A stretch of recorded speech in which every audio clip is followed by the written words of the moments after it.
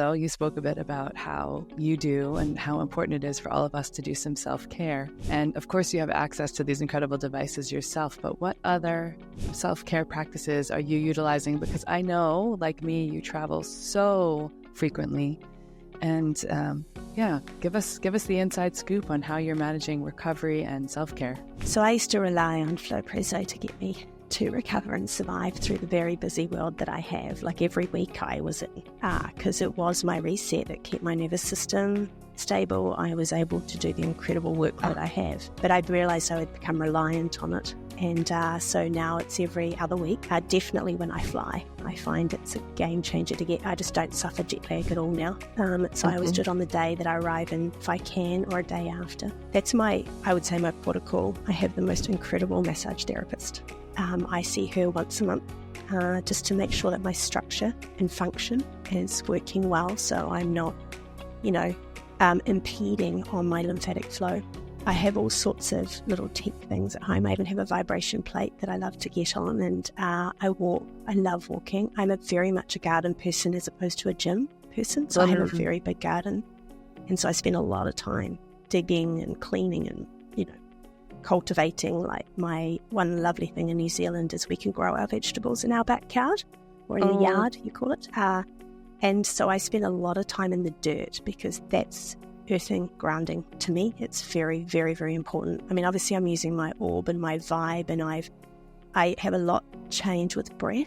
We actually did a social enterprise in New Zealand called Breathwork, and it's actually, I got these made. They're like a let's say a stainless steel straw, because everyone knows what they are if they think about that. And so we've been gifting those to the schools in New Zealand because we wanted to make a difference with children and anxiety, so that they learn the out breath at least. So they've been huge for us to remind me every now and then.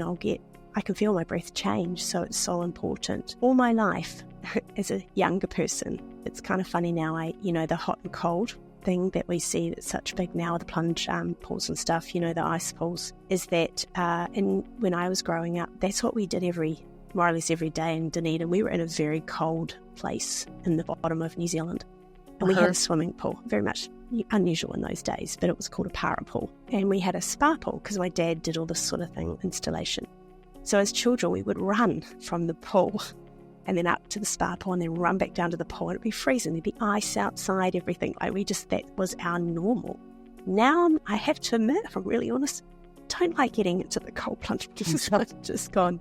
I love heat. My body just goes, So I'm more of I love being in the sauna, for example, and I've got a red light mat. I do try. I have moments though, and that's why, speaking with honesty, that I have moments where I can go 2-3 weeks where I've realised all of a sudden I have not done any self-care. This is not okay. And you feel it and you age very quickly, I've learned, especially after going through menopause, not keeping yourself toned, not looking after yourself, and having to be reminded, even by your own. That's why I always have a couple of practitioners I stay in touch with, because they keep me honest and they keep me real. And I think it's really important that we recognise that, because we all fall off the wagon, as we call it, and we all need to be reminded to get back on it. But I wouldn't say I'm a Scorpio, so we love going deep. I do lots of emotional, assessment. I've been learning all about intergenerational trauma. Oh my goodness, is that enlightening when you start to see the pathway that you've led due to what's going on in previous generations.